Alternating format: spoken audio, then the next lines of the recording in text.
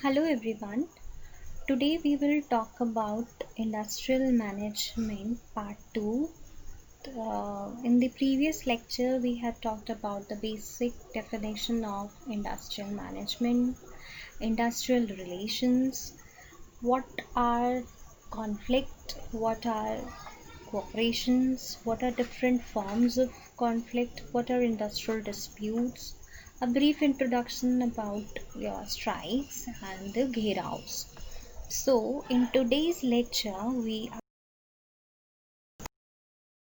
a strike. Let's start to know what is a strike. As we know that in any industry there is cooperation, and along with cooperation there exists latent conflict present in the industry. This latent conflict which is existing between the employers and the employee, the group of employees or the union of employees, is generally come or burst out in the form of industrial disputes, which takes the form of representation or expression in form of strike. So it is a very powerful weapon which is used by the trade unions and the labor associations to get their demands accepted. Whenever the employer resists in accepting the demands, they go for negotiation. If they are not accepting the demand, they use the most powerful tool at their disposal, which is strike. A strike involves quitting of work by a group of workers for the purpose of bringing the pressure and attention of the employer and bringing on the pressure on the employer so that their demands get accepted. Whenever the workers are collectively ceasing to work in a particular industry, they are said to be on strike. So whenever they will cease to work, the employer will get into losses and he will be forced to at least listen to the demands of the workers, and then they can go for negotiation or identifying what solution they can come up for resolving the issue. Industrial Disputes Act 1947, a strike is a cessation of work by a body of persons which are employed in an industry, which act in combination, or a concerted refusal of any number of persons who are or have been employed to continue to work or to accept employment, or a refusal under a common understanding of any number of such persons to continue to work or to accept employment. This means whenever the people or the employees they go on strike, it is not necessary that the entire employees of the industry they go on strike. People can go on strike in bunches, or they can go in some groups on strike. They cannot go in entirety.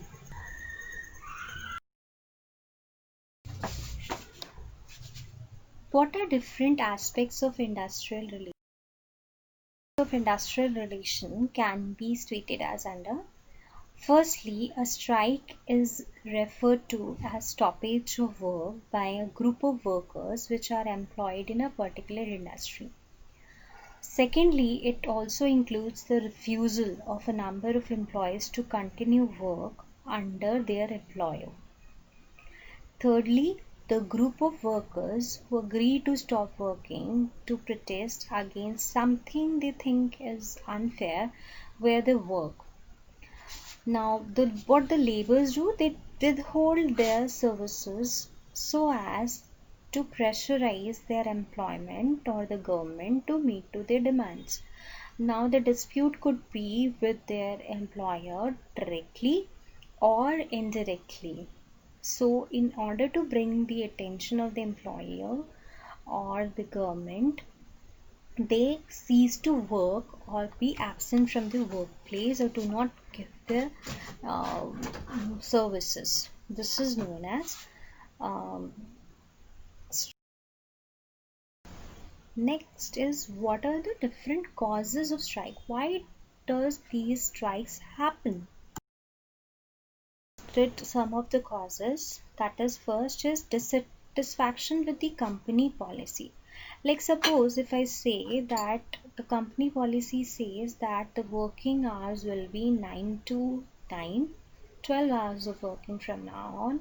All Saturdays will be working, only one day weekly off will be given, and if there is a deadline, the people have to work overtime without asking for overtime wages. So will you or will any employee agree to this? No, they are not satisfied with the dissatisfied with the company policy. So it could bring up some latent industrial dispute or conflict which may result into strike.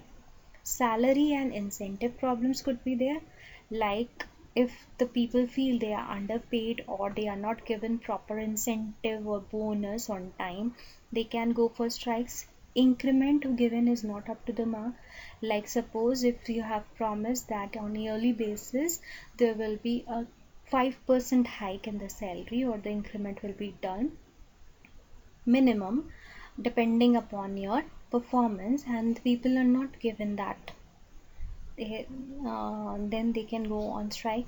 Wrongful discharge or dismissal of workmen, like if the employer suddenly thinks that he needs to cut down on the expenses, and without any reason he discharges or dismisses some of the workmen, then they can go for strike.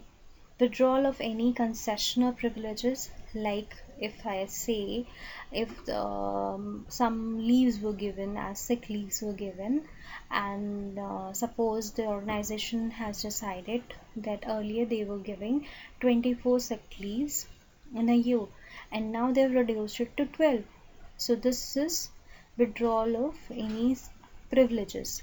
Hours of work and rest intervals, like if there are changes in the working hours and the rest intervals, it can lead to distress.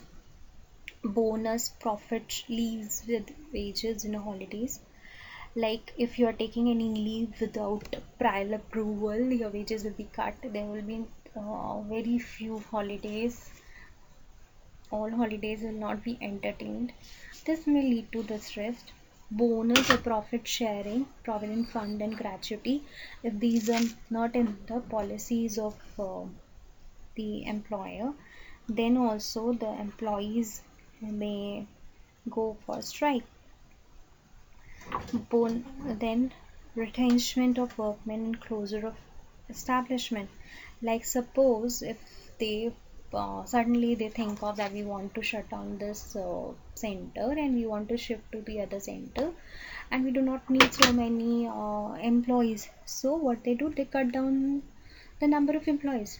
That can also lead to dispute which is connected to the minimum wages, like there has to be certain minimum wage given to the employee. If that is not met, it can also lead to strikes that can be there. Like this is a type of strike where the laborers stop their work, which enforces their economic demands such as wages and bonus.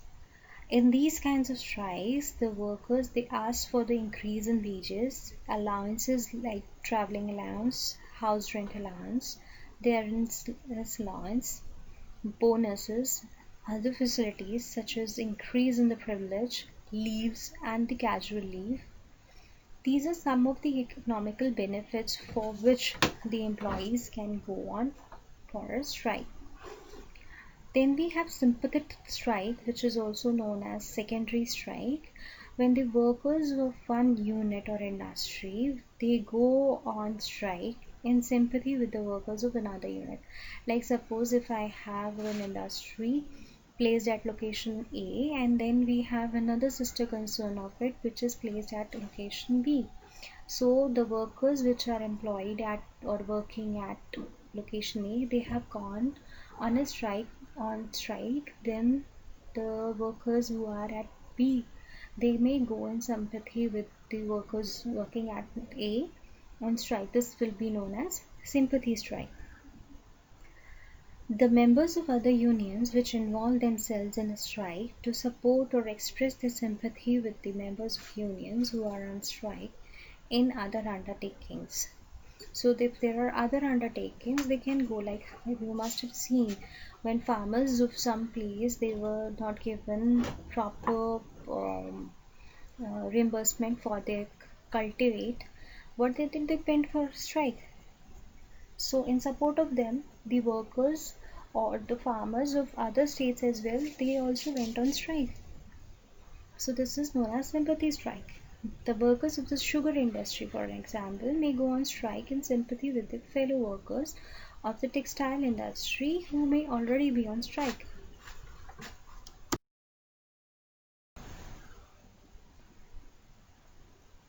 That it means in sympathy strike itself means the strike by members of all or most of the unions in a region or an industry. It may be a strike of all the workers in a particular region of industry to force the demand to all the workers, or these strikes are usually intended to create some political pressure on the ruling government. Like if all the sectors or much larger group of workers they will go on strike, then it will create a political pressure over the ruling government that they are not able to handle the grievances of the workers or the farmers. So rather than on any one employer, they are putting the pressure over the government. So when the government is under pressure, their subordinates will be under pressure, the other industry people will be under pressure, the employer will be indirectly under the pressure to take the demands of the employees into consideration. It may also be an extension of the sympathetic strike to express generalized protest by the sit-down strike, where the workers are not absent from the place of work when they are on strike. They keep control over the production facilities but do not work. That means the people are there at the workplace. They're coming in the working hours but they are not working. This is known as pen down or tool down strike also. So the workers they show up to the place of employment but they refuse to work. They say that we will not work until you listen to our demands and you agree to our demands. They also refuse to leave, which makes it very difficult for the employer to defy the union and take the workers' places. Like for an example, in June 1998, all the municipal corporation employees in Punjab they observed a pen down strike to protest against the non-acceptance of their demands by the. Another kind of strike is slow down strike. Here, as compared to the sit down or pen down or tool down strike, the employees they remain on their jobs under this kind of strike. They do not stop work completely, but they restrict the rate of output in an organization in a very organized manner. They adopt to go slow tactics to put pressure on the employees. So if I'm not able to meet out my targets on time, it will create a bad impression for my industry in the market. So I will be under pressure to listen to the demands of my employees. Another is stick out to stick in strike. In this kind of strike, all or a significant number of union members they call in sick on the same day. They don't break any rules because they just use this sick leave they are allotted to them on the very same day. Means if all my employees or a large group of employees they go sick on the very same day, what will happen? I'll have a sudden loss of so many employees all in one day, which will indirectly slow down my production or which can even completely stop my production for those particular days and can show the employer just what it would be like if they really went on strike. So this comes as a trailer of it that we are showing you that we have unity and we can go on a strike. So be there, listen to our demands. Wildcat strikes. These strikes are conducted by the workers or the employees without the authority and consent of the unions. Like all the other strikes, they had the consent of the unions, which is a body governing the rules and regulations under which the workers have to act. But in wildcat strikes, these strikes are conducted without the authority or the consent of the unions. The workers are on their own will. Like in 2004, a significant number of advocates they went on wildcat strike at the civil court premises in Bangalore. What they were protesting was against some remarks which were allegedly made against them by an assistant commissioner.